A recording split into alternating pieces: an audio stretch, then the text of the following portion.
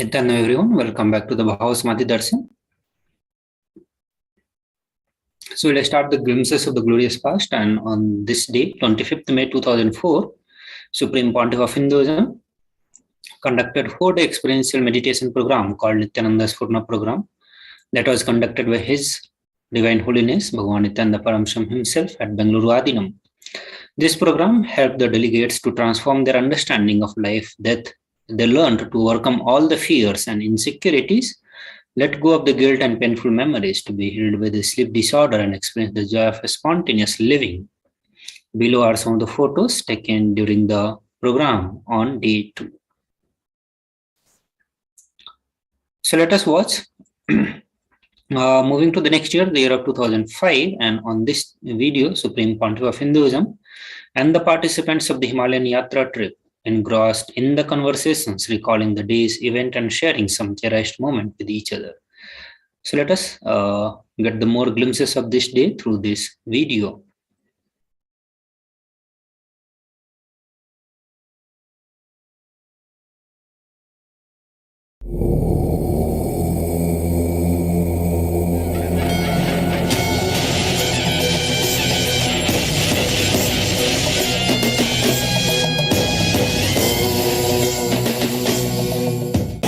I want to tell all of you one thing. Jamuna is so happy. In 3 places I clearly saw her energy. In 3 places I saw her energy. She is so happy with our whole group. She has blessed our whole group. That much I could see. The whole group is blessed by her. The temple also I saw her energy, and going time. At least in 3 places, she was so alive and receiving all of us. It was so nice.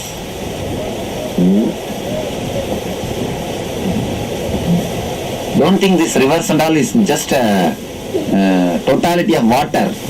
It is something more than that. Don't think it is just a water. Don't think this Himalayas is just a stones. It's a living energy, such beautiful energy.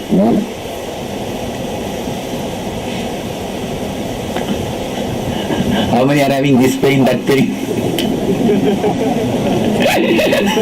So all the pains are there. The best medicine is have a good dance, then everything will disappear. Just jump around, have a good dance, and simply the whole thing will disappear. And this Kavi is so useful. Everywhere they are recognized. It's a separate group. Many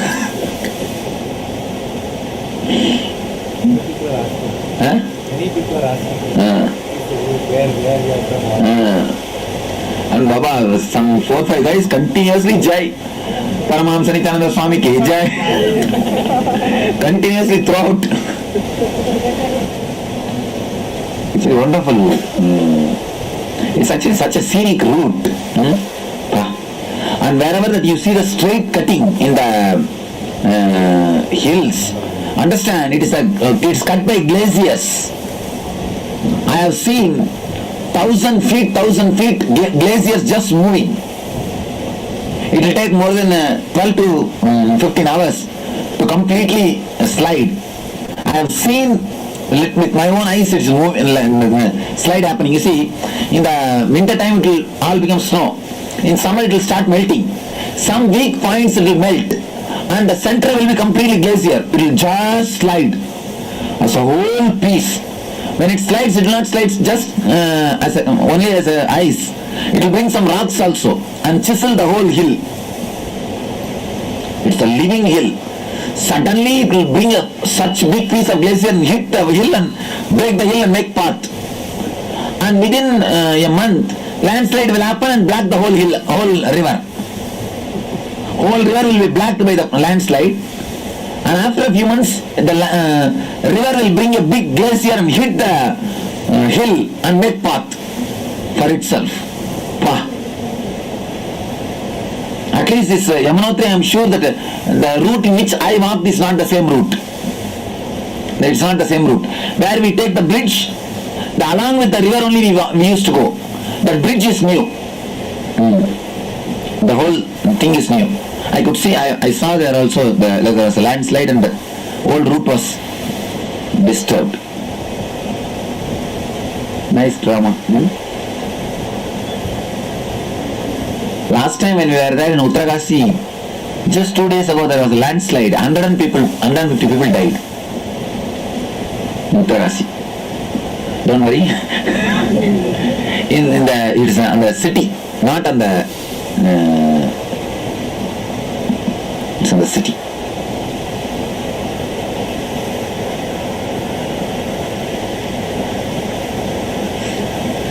But by now all of you are accustomed to the fear.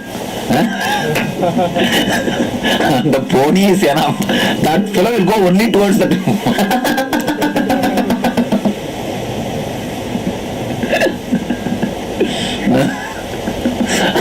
and I saw many people, they just got down from pony and said, you just come please, we will walk. How many came back by walk?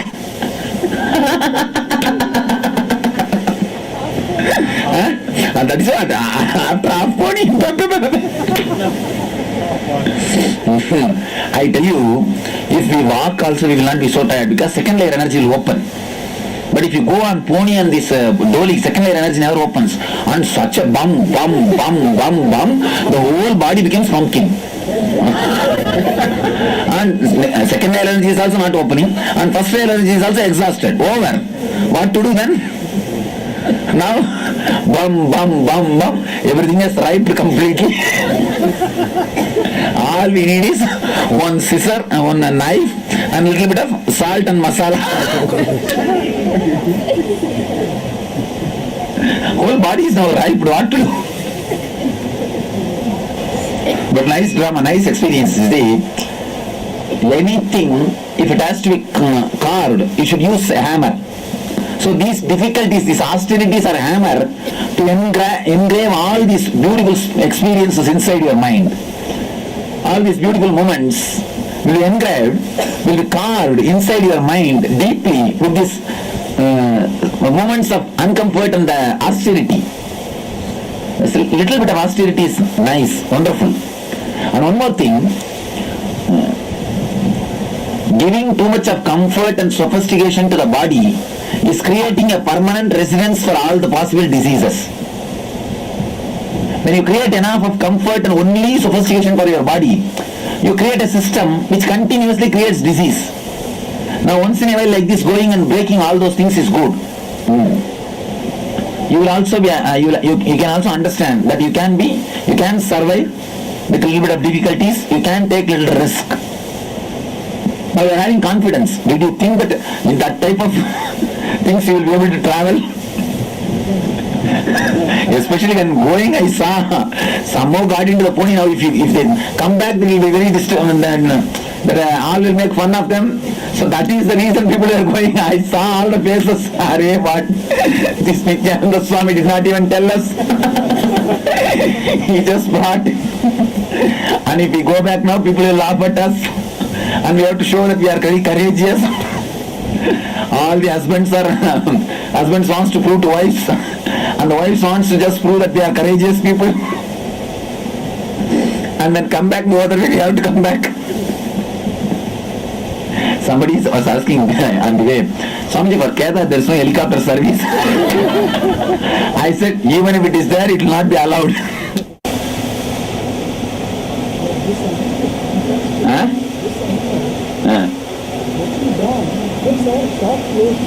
Hanuman Chetty where we went and got the jeep, that is the place from where Hanuman lifted Sanjeevi hills and took away to Sri Lanka. You will see one flat square as if something is removed. All the area will be hill, just one flat you will see. So he removed the Sanjeevi hills and took away to treat Lakshmana in Sri Lanka, that Lanka war time. That's why it is called Hanuman Chetty. Chetty means flat, or that shaved head. Shaved head is called Chetty. Flat is called Chetty. He just took that whole hill and took it away. That's why. Maybe They just named in the name of Sita. Sita. Janki Mai Chetty. From there only Hanuman took, lifted up.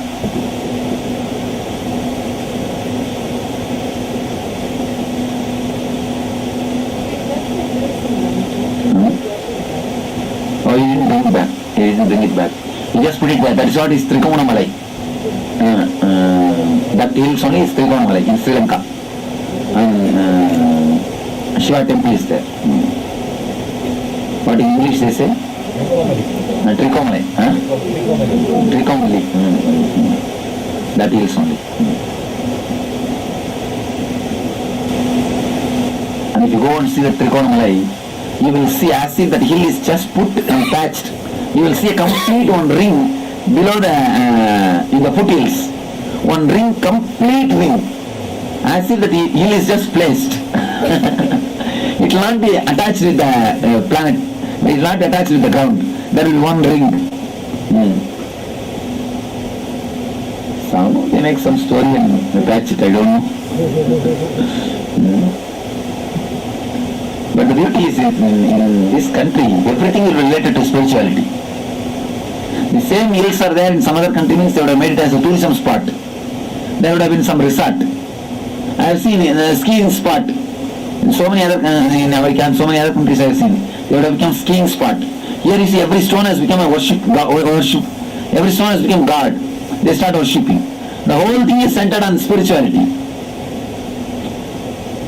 That's what. Using every opportunity to grow spiritually in the life. This country has done a big job.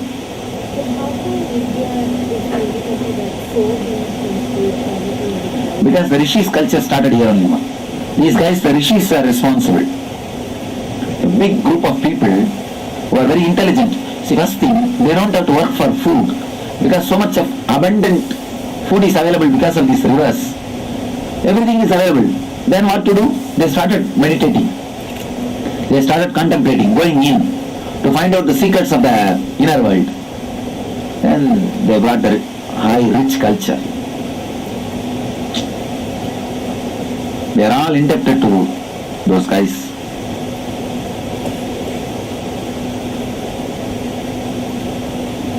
That's why Himalayas is such a wonderful place. You just can't imagine that we are here again, once more.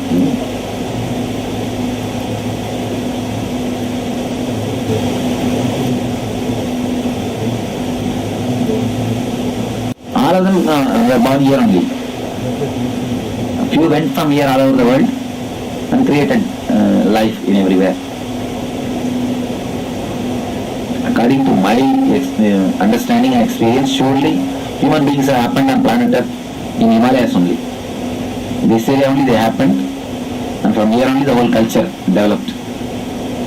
I don't know about other historians what they say. I saw today different faces, different scenes, and on the pony, below the pony, and on the dolly, and on the ground, walking.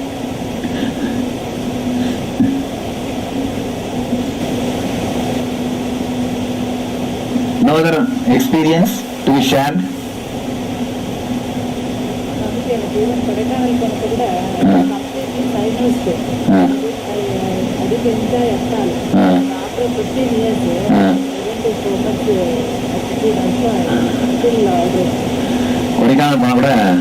She says that she will have the sinus problem and she can't enjoy. But today she didn't have any problem. That's wonderful. There is a lot of herbals there. That air itself is so nice and so good for health.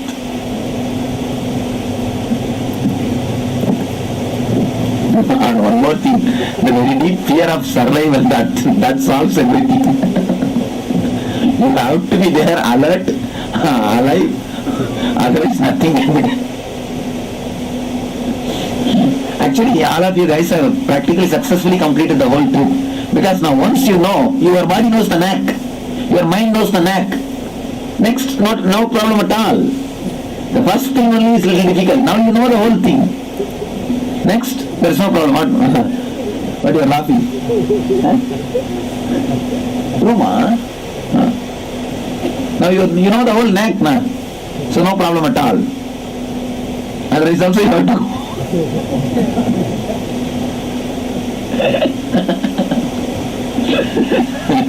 But worth having. The experience is worth having. Such wonderful experience. And if you come alone, you can't have such a wonderful experience and you will not be courageous. Somewhere you will say, no, I will not go enough, all those things. Now the group energy and the master's inspiration, that just takes the whole thing and moves it.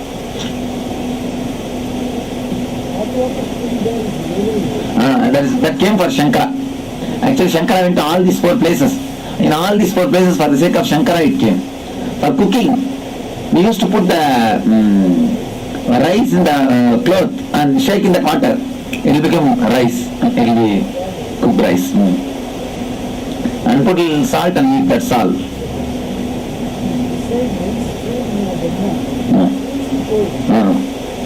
No, already frozen. You didn't see the complete frozen thing? People are walking on the glacier. Under that water is coming. On that side of hot water. In Badri also you will see that same. In all the Chardham you will see. In Tungabhadra also you will see the same.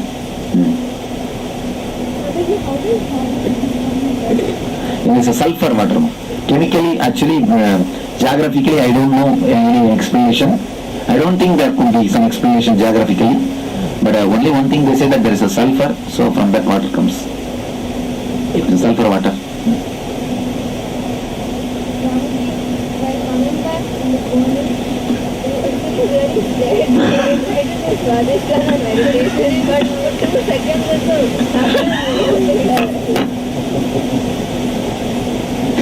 So much at fear. Alright, even if you don't do Swadhisthana meditation, fear will come up and get cleansed. What is tomorrow? What do we do? Tomorrow we are going to Uttarakasi. But tomorrow there is no other like this climbing. Just Uttarakasi and going and halting. Uttarakasi is the place where there is a big Shiva temple. I'll explain tomorrow there.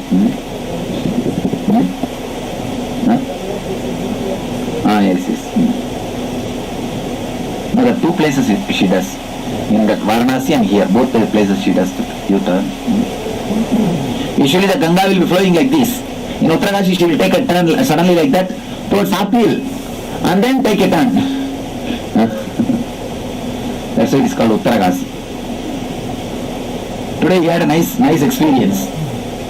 Since he fell from the pony, somebody came back. No problem. Suddenly he saw one sticker of mine in the back. I don't know from where that sticker came. Swami, there was some big traffic jams. Yes. Today I heard that a lot of crowd. That's why. And the police. I don't know. Suddenly sometimes some days the pilgrims start coming again. Me, I could have come by pony. But if I come back and I won't be able to sit. I'll be sitting like this and giving discourse. I have to sit a little decently and give discourse. That is why.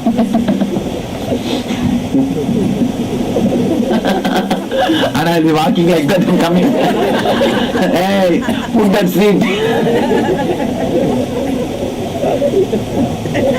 And I have to take care of my health for next 2 days. May not be for my sake, for all your sake.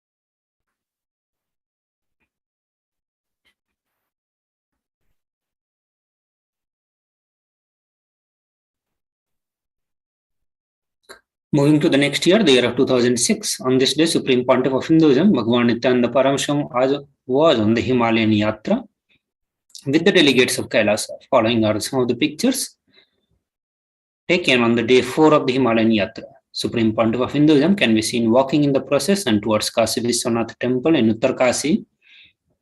And later in the night, all the participants sitting at the Supreme Pontiff of Hinduism enjoying his divine presence.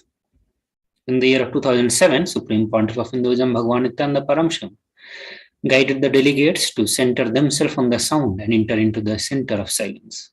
Light is always linear, while the sound is circular. Hence, with the sound, you can become the center of all the sound. Sound is origin of the cosmic energies.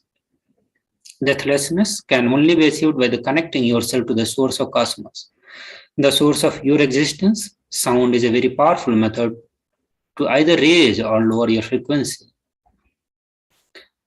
So let us watch this video from Supreme Pontiff of Hinduism and get more deeper understanding on the sound and how to experience the deathlessness with this.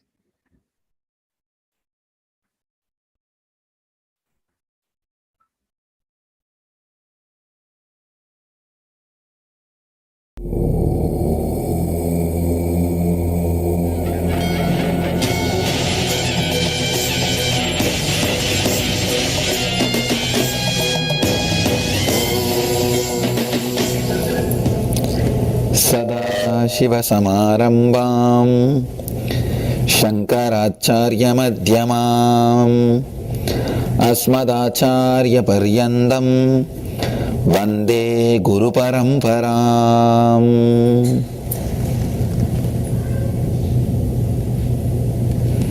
I welcome you all with my love and respects.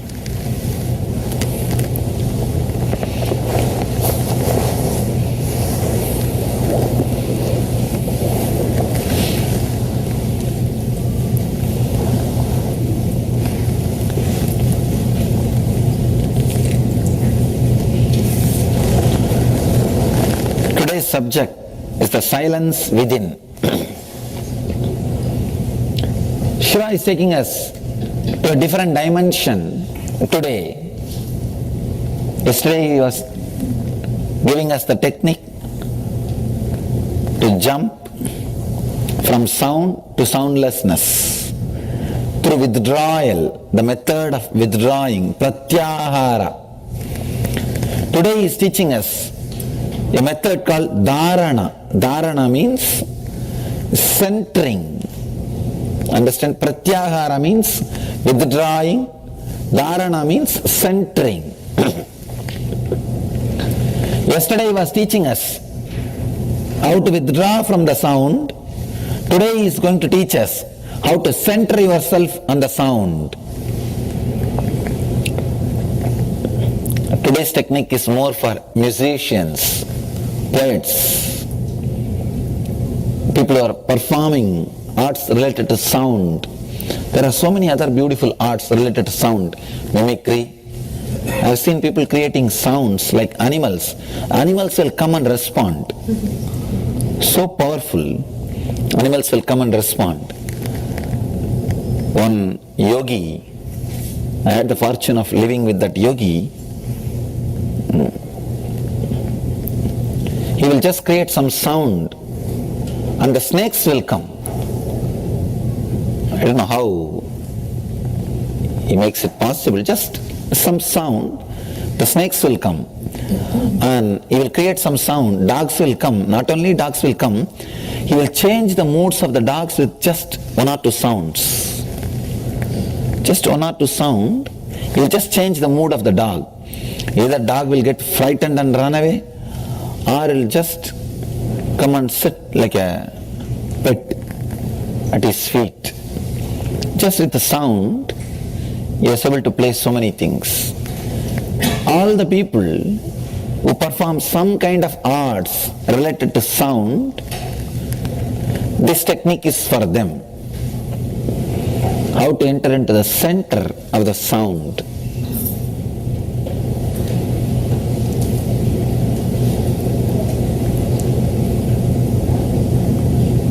One beautiful example you need to understand. Pratyahara will not be successful always. Pratyahara means moving away, withdrawal. Withdrawal from the vision, seeing, light is possible. If you close your eyes, it will become possible. But withdrawal from sound, just closing your ears will not work. Unfortunately, that is the one sense which you can't close, which is open. You can't be putting your ears, your hands all the time, or you can't be using the earplug all the time. Even if you use the earplugs, you will be just waiting for some sound to disturb you. I have seen people, either they get disturbed by sound. It is not even sound that disturbs. Your resistance or your idea that there should not be any sound, that creates irritation. See, you can see many times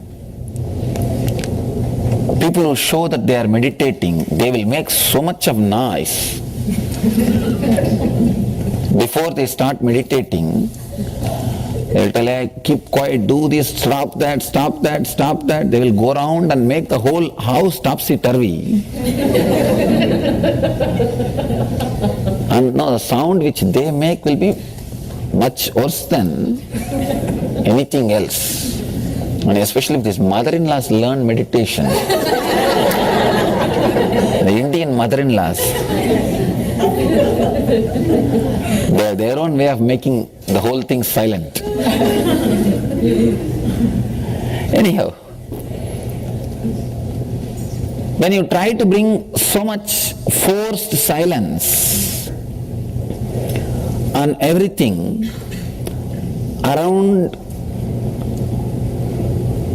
you, one big problem is you become so particular, so strong about the silence. Any small sound can create irritation which will not settle inside you for half an hour. One small crying or shouting of a child is enough to disturb your one-day meditation. I really have seen people, it becomes later on ego drama. If somebody creates a sound, it becomes like more than a preparation for meditation, it just becomes egocentric. And they start shouting. And not only that, the irritation which they carry never settles down. Maybe Shiva knows all these problems. That is why he is giving us today Dharana. Dharana means centering on the sound itself. Yoga has got 8 parts. We call it Ashtanga Yoga. Understand? Not 8 steps. No. 8 parts. All 8 parts is supposed to be practiced simultaneously at a time. In the 8 parts, Pratyahara and Dharana are 2 different parts. Pratyahara means withdrawal. Dharana means centering. Yesterday he was teaching us the technique, how to withdraw. Today he is teaching us how to center yourself in the sound and enter into soundlessness. This technique is more powerful, more practical than that technique. That technique, yesterday's technique, you need to make the whole thing silent. I don't think it will be possible. Even in my ashram, I am not able to make things silent. Which is supposed to be the controlled condition for inner science experiments. No, you can't. Because what will you do with the trees? What will you do with the birds? What will you do with the natural sounds? You can't do anything about it.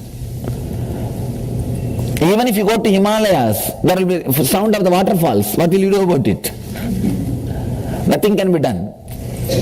So sound, withdrawal from the sound, or completely making your surroundings silent, I don't think is possible, practical. Here, this technique does not need silence as a prerequisite. You don't have to shout so much to make others silent. You can work with the sound.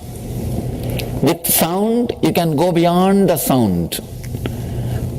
Through sound, you can enter into soundlessness. Beautiful technique. Let me just read the technique. Then we will go step by step into the technique and understand how to internalize. Bathe in the center of the sound, as in the continuous sound of a waterfall, or by putting the fingers in the ears, hear the sound of sounds, anahata dvani.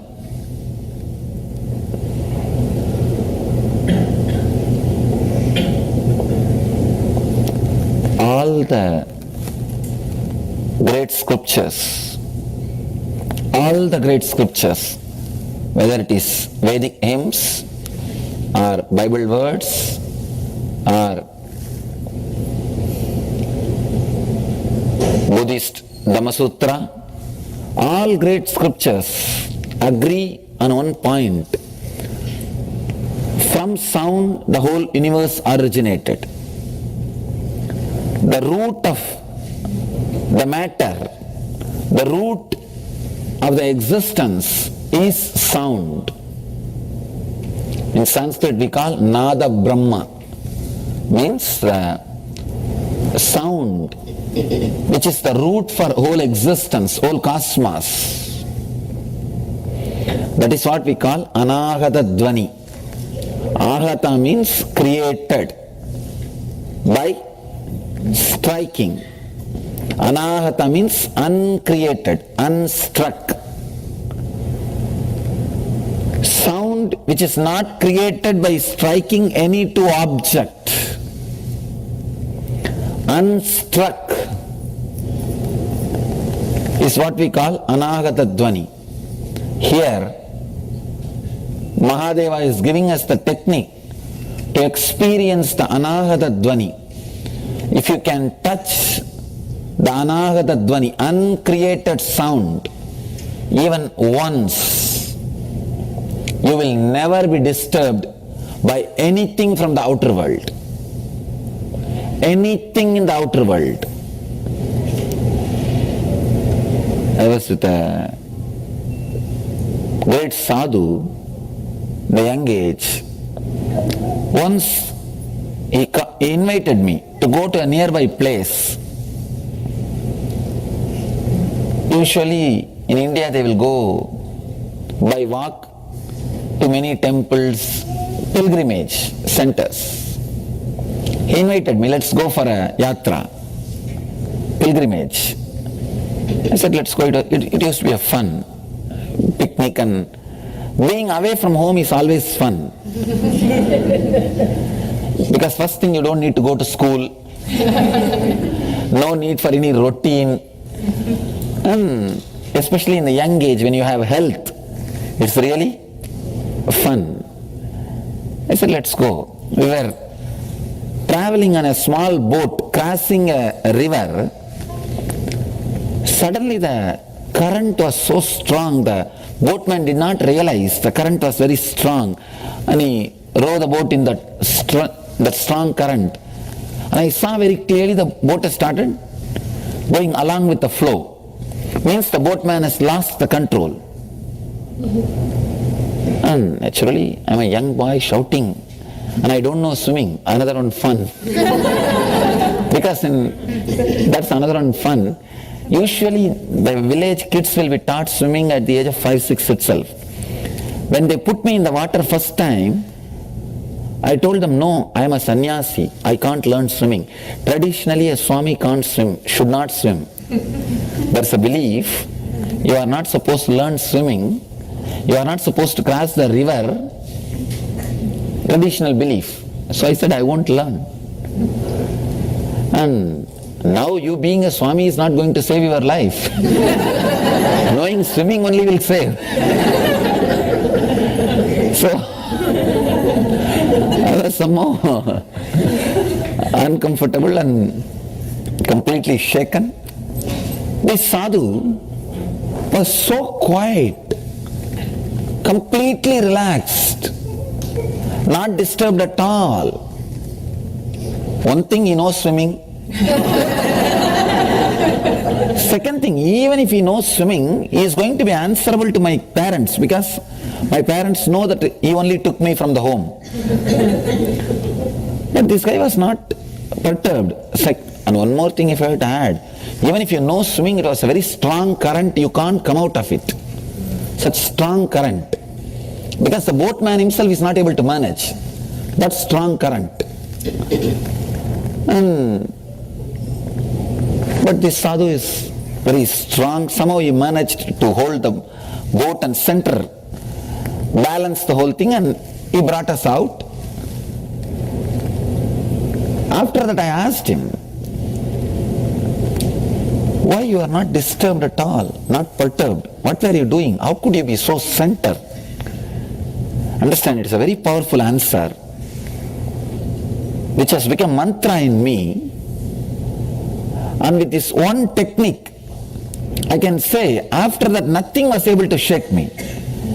This incident happened around the age of 10 or 11, and of course 22 I became enlightened. After enlightenment nothing can shake you, that is different. But from that 11 to 22, this technique was such a great help for me. Nothing was able to shake. It may look little impractical, or it may look like foolish. Anything great or intelligent always looks abnormal in the initial level. Now in the initial level it will always look abnormal or impractical. It was such a powerful answer. I asked him, how did you manage to keep yourself so cool, stable in that situation? See, he may be sure that he won't die. He may not die, but falling into the river and even swimming and coming out is going to be a lot of anxiety. It's going to be a lot of insecurity. See, you don't have to have life-threatening thing to disturb you. Just a small sound is enough for most of us. And being so calm and centered, even his breathing did not shift or alter. It was so serene, relaxed, completely balanced. That was shocking. See, hiding your fear from the face or from the others is easy. If you are little intelligent, you can manage that game. But not even the even your breath has not taken a shift. It is there, balanced, beautifully flowing, as innocent way as it used to be. That's really something need to learn. He answered, no, whenever I see something happening around me, I know everything merges into one sound. Everything, even my life or my death, everything merges into one sound. So that imbalancing, when that boat became imbalanced, the gushing sound of the water, the stream, reminded me of that sound. I just relaxed into that sound. I just centered myself into that sound. When I relaxed into that sound, two things happened. One, I didn't have any stress, fear stroke, panic attack, disturbance. Second thing, suddenly I saw the whole stream energy supporting me. Suddenly I saw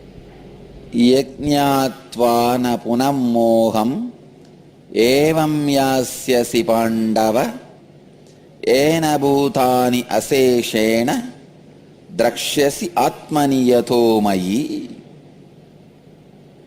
Translation: experiencing which, O Pandava, you will not have this confusion once again, for you will discern that all life forms with no exception are in your own self as they are in me.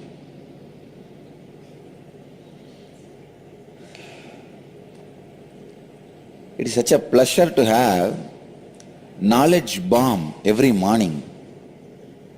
I don't know about you guys, I am having it. Such pleasant space in the morning. I wake up and take bath slowly in my own way.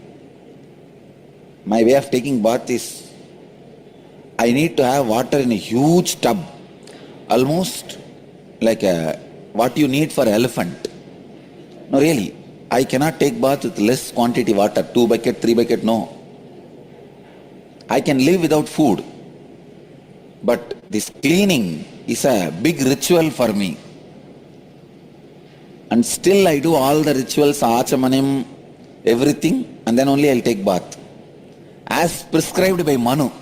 Manu says that 7 times you have to wash after you finish your motion. So 7 times I'll use soap. I'll count. Sometime if I am in a hurry, at least 7 times I'll touch. And then my taking bath is like if you have seen the deity of Amritakateshwara, he will be sitting with 2 big vessels and pouring on his head. That's the way I'll take bath, means the whole body will become cool. Now I have one more thing added, puja. In this Madurai Adinam tradition, I have to perform Shiva puja every morning. What puja I will perform? The moment I sit, already in samadhi. But I have my own way. I'll put little vibhuti and little kumkum, little sandal and little water and flower, all that. And it will take 2 hours for me. Because by the time I put kumkum, I will fall into samadhi. Then again settle down and pour little water. Anyhow, after all that, I come and sit here. It's like in pure inner space, a bomb, knowledge bomb. This is what exactly I want even you guys to experience. Morning, have enema so that stomach is clean. Take bath, come with a fresh inner space and do the Guru Puja.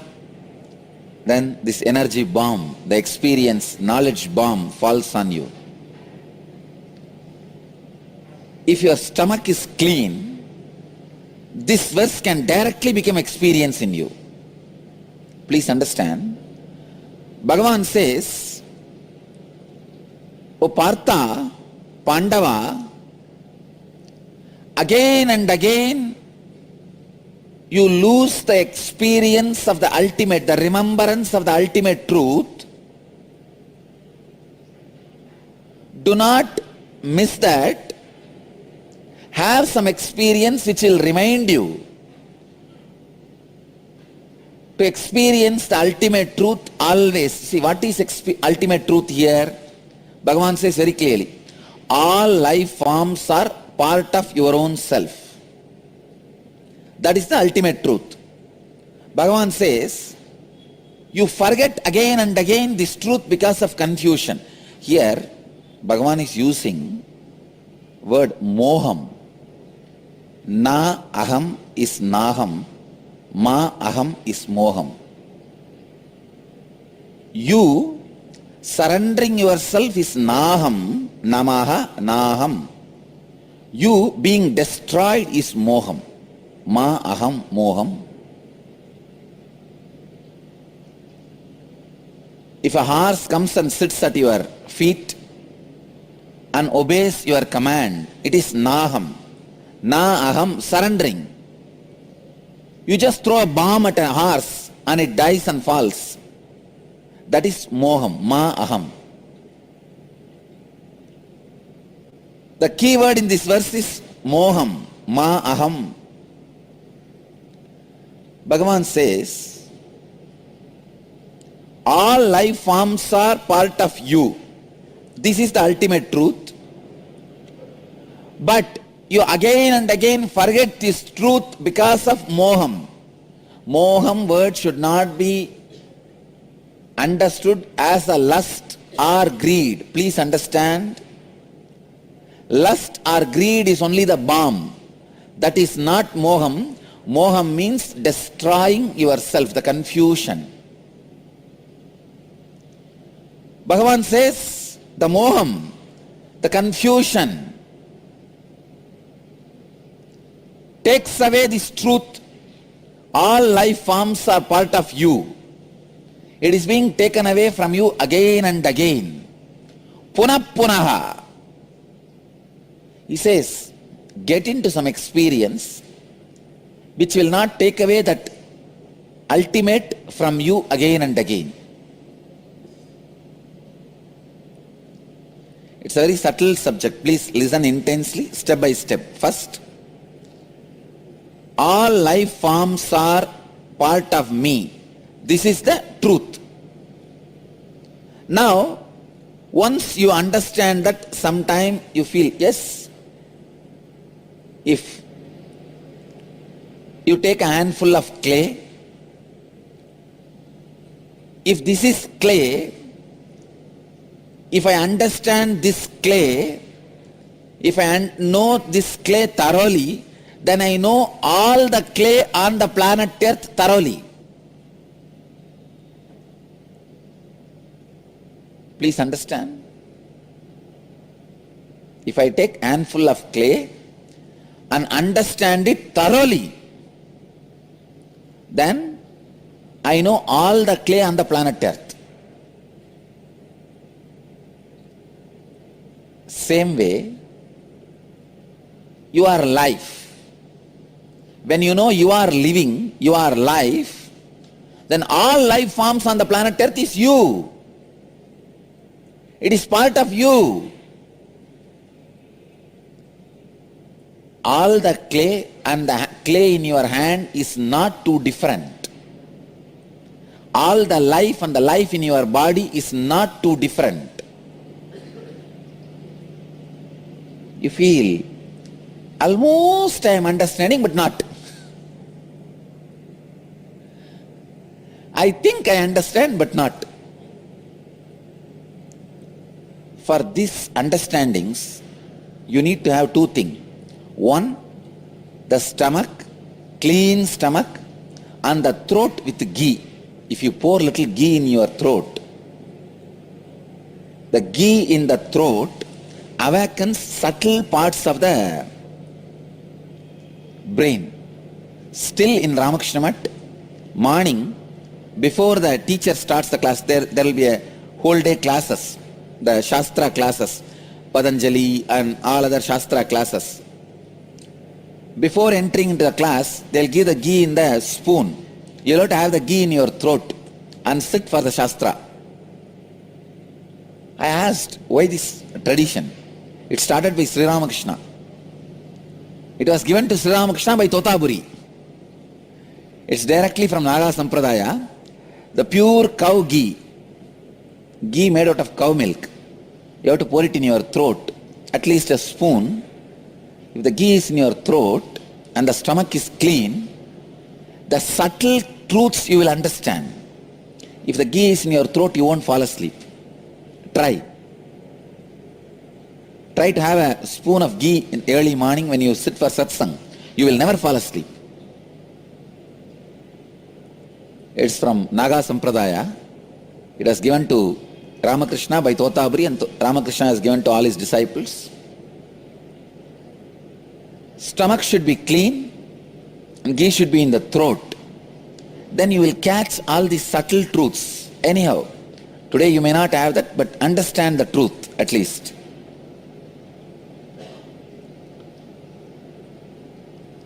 You do accept many times all life forms are part of me. I am part of the all life forms. But the problem is, when you make serious decisions in your life, this truth is forgotten. You don't make decision based on this truth. Why? The ma-aham, confusion, the cognizance you take about the problem becomes more powerful than the ultimate solution you carry in your inner space. Please understand. All of you have thousands of ultimate solutions. Love, compassion, joy, part of life. I am part of life and life is part of me. All this, all of you have it. But when a problem comes, when you are expected to make decision, when you need to take cognizance about some issue, about some problem, the cognizance of the problem looks powerful in you than the cognizance of the ultimate solution, spiritual truth. I tell you, please understand, I am breaking one of the important myth. The power of problem in your inner space and the power of solution in your inner space. Ultimate solution in your inner space. If the power of ultimate solution is more, you are a Jivan Mukta. The power of problem.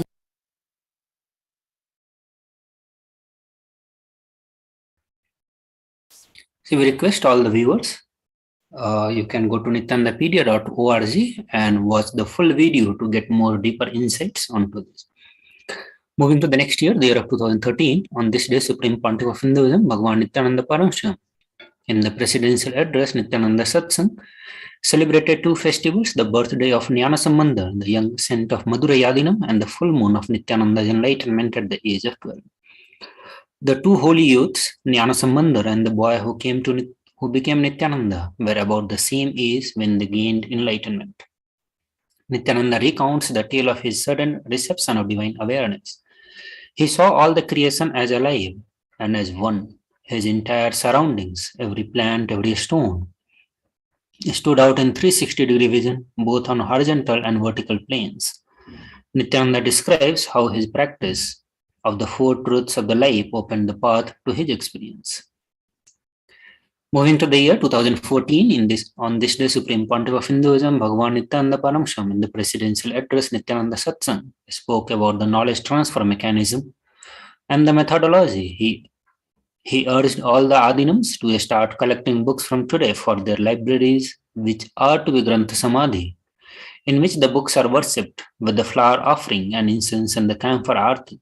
He then told about his vision of the Sravanya Pitha, where many Pandits and Swami will sit and answer all the questions from the Vedic scriptures, with this service being provided free of charge.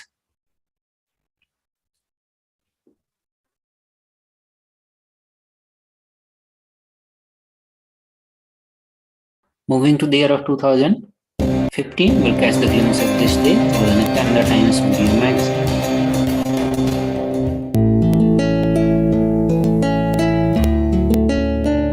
You reinventing yourself again and again and dropping all your older cognitions, and you continuing to reinvent yourself again and again is what I understand is you taking rebirth again and again. Adding a point, what I feel is death doesn't just happen to you at like end of your life. It happens to you every moment when your cognition like changes from one level to another level. So what I feel is at each and every time when you do the transition with powerfulness. So what I feel is at that time, what you the experience which you get is that.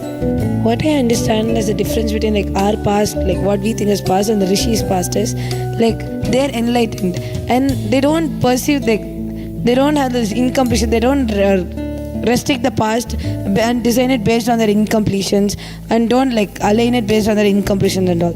But whereas when we cognize the past itself, we create a shaft out of it, and we think, oh, my life itself was so horrible, like this, so many incompletions were there, and we'll be like feeling so powerless about it. So this is what I understand as we associating ourselves with our own past, and like the rishis past, the enlightened people's past, where they don't have any incompletions and they don't look through their incompletions.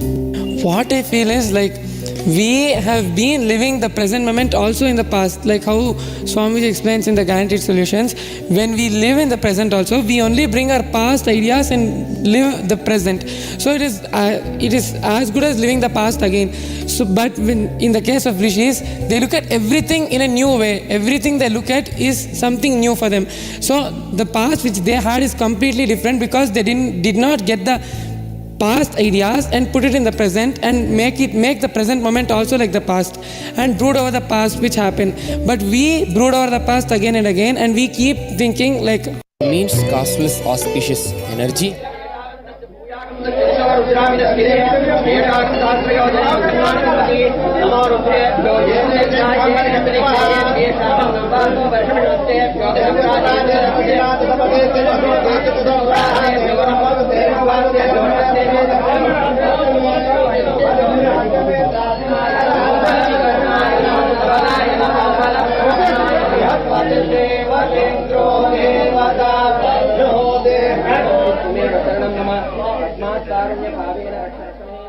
The most profound experience for me in this inner awakening is just experiencing total completion with myself, with others, with life.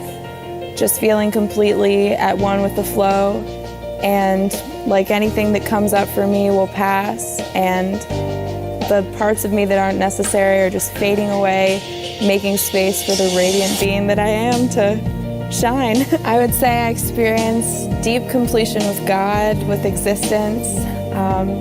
I suffered from a lot of self-doubt my whole life, just feeling like God's love for me was conditional, and like I would be connected sometimes and disconnected other times. But through the Shivoham process and this inner awakening, I feel just a constant love current from God, and it's beyond words. The space He carries is just so powerful. My idea of love that I had before meeting Swamiji is so much lower than what I understand love to be now. Just being in His space has opened a whole new energy within me. It feels like the most loving, compassionate. It feels like home. I relate to Him as a guru and father, mother, but it's mostly just the space that He carries. Just the feeling of being around Him is beyond words. Yes, Swamiji, thank you so much.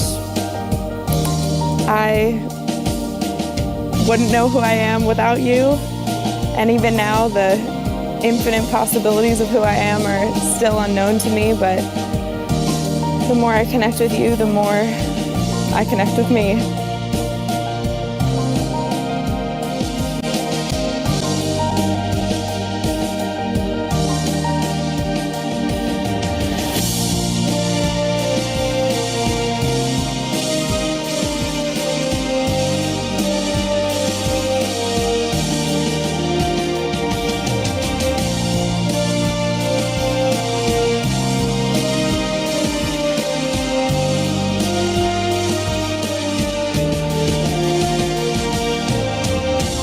The completion technique itself was a great healing process for me.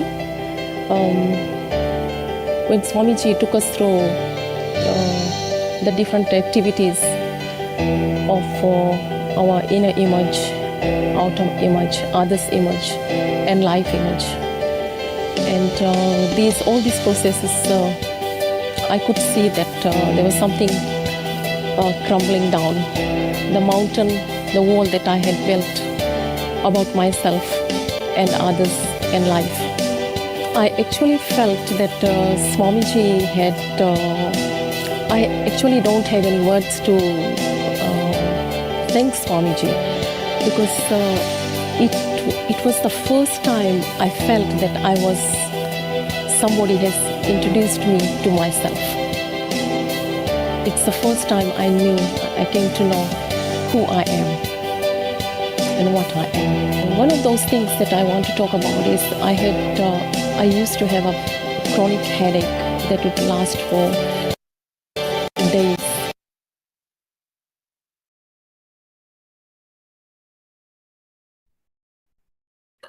Moving to the next year, the year of 2017, and on this day, Supreme Pontiff of Hinduism, Bhagavan Nithyananda Paramashivam, in the presidential address, expounded on the superconscious intensity, intensely electrocuting our existence and raising us to the frequency of its existence is Diksha. It can happen through Guru, through the deity, through even a tree, through a river, through a hill. With whoever Diksha is happened for you, that is your Ishta Devata. Diksha means superconscious electrocuting you. It will always be electrocuting. It can never be mild, 120 volt, not even 240 volt. It will always be 10,000 volt.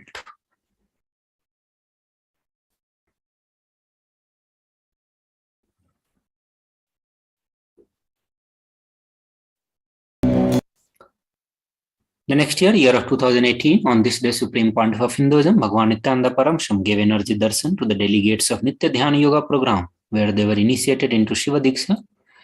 There was an intimate session with the Adinavasis of the Nityananda Peetham at the hut where he lived. At the start of his mission, a testament to the humble beginning of the grand Avataric mission. There, His Divine Holiness reminisced about the past and the items he used, the books he read, and many more exciting revelations about that time of his life. We'll catch more glimpses through the short video magazine Nithyananda Times.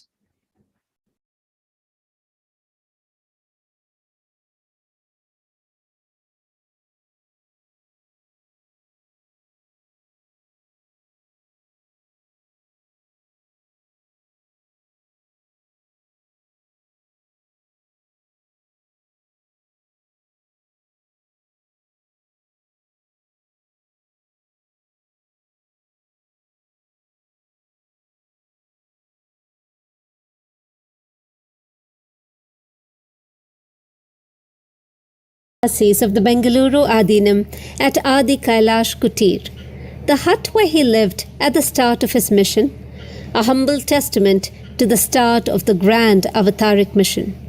He reminisced about the past and went over memorabilia found in the kutir, which were miraculously preserved and intact even after being left there by him several years ago. These precious items included the invitation to the inauguration of the Bengaluru Adinam in 2003, one of the first publications by Paramahamsa Nithyananda, a healing stick, books on civil engineering and organic farming, and a walking stick used by him at the time. These sacred items are a symbol of the hard work and micromanagement put in by Swamiji personally into taking the mission to the next level of grandeur that it is at now. From personally photographing and designing the invitation cards to studying engineering and organic farming, he has gotten on the ground and done it all. Building the boat while swimming, building the ship while in the boat, and now building the bridge while in the ship to lead humanity to the next level of breakthrough. The Adinavasis then had an engaging Jivartha Sada session with Swamiji himself about where and how the Nithyananda Peetham started, how it got to where it is now. They shared their experiences and understandings from being part of this Leela as it unfolded. It was a day of fun and laughter when the greatest lessons were taught in the most intimate and loving setting. Swamiji himself spent time listening to each and every one and giving powerful insights and cognitions to imbibe these powerful truths and align to the original context of the mission.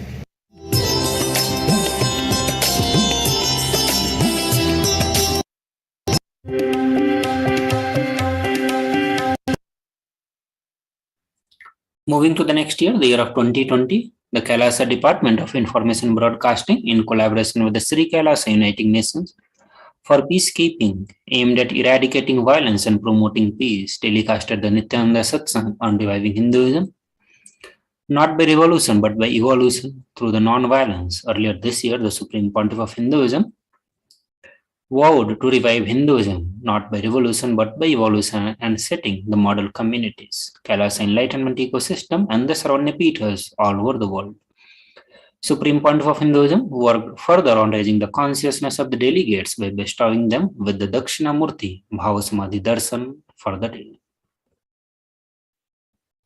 So with this, we come to the end of today's segment of Bhavasamadhi Darshan. It's time for all of us to enter into the live satsang. The Nithyananda Satsang will be entering. We request all the participants to get ready to receive Supreme Pontiff of Hinduism.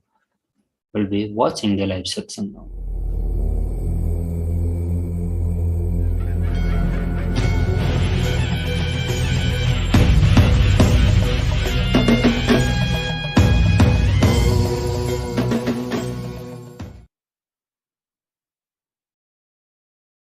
Paramashiva's message directly from Kailasa. Listen. The existence of the super consciousness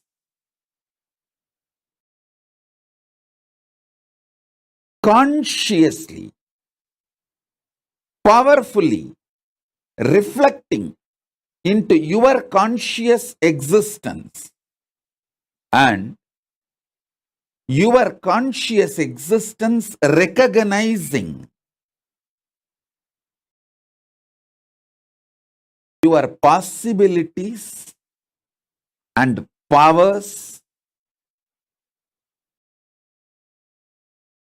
of your superconscious existence is superconscious mutation.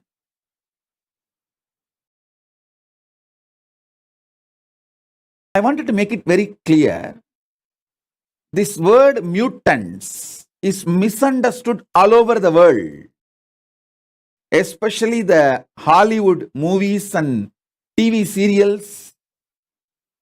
The way they project the idea mutants, that is not the way Hinduism reveals about the conscious mutation. Please understand. The Hollywood movies and TV serials, what they talk about mutants is people with extra power but not enlightenment or the intelligence, compassion to handle the power, compassion to handle the responsibility. It is more like a unconscious mutants from the lower worlds. Atala, Vitala, Sutala, Talatala, Patala. The lower worlds. That concept only is presented in Hollywood movies and TV series like a Heroes, the New Heroes TV series. All these presents almost kind of a frightening depiction about the mutants. Completely forget about that. Understand what Hindu Shastras, Hindu scriptures, Vedas and Agamas, Puranas talk about superconscious mutation. From the vertical time zone, the higher conscious beings, people who achieved superconsciousness, those beings, their superconsciousness, when that reflects in your individual conscious existence, you start manifesting great enlightenment intelligence, compassion, highest order of human values and divine qualities. With those jnana, buddhi, higher values, you start manifesting powers, extraordinary shaktis. Please understand. In India, even 200 years before, this was a lifestyle. Every village will have few Shatavadanis. Shatavadani means a person who can perform 100 acts at a time. Please understand.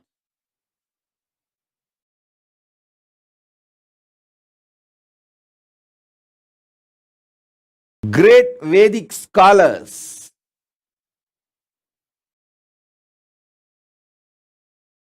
in Hindu tradition developed these powers, possibilities through the superconscious mutation. Through this superconscious mutation,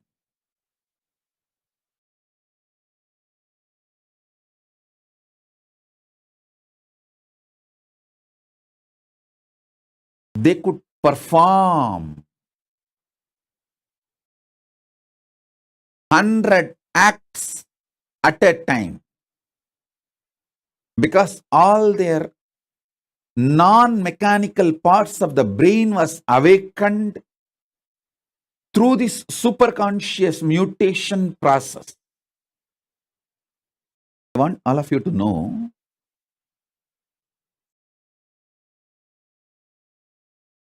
elaborately our Hindu scriptures, history, books have documented. Puranas are not mythology or myth, it's a history.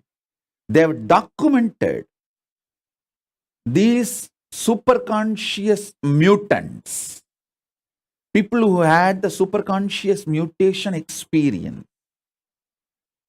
The Panchapandavas' birth itself is a superconscious mutation. Kundi received the power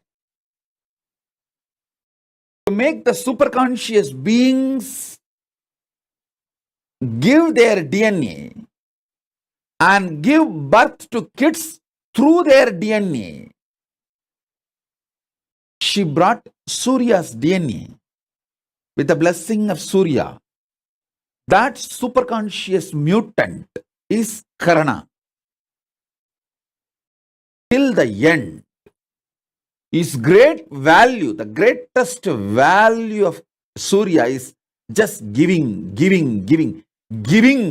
Radiance is his very nature. Anything Karna had, he just gave.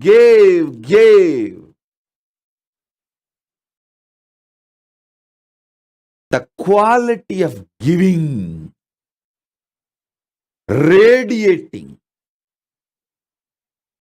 would never be removed from Karna because he is from the DNA of Surya, the greatest giver, Bhaskara, radiating. He gave his very life.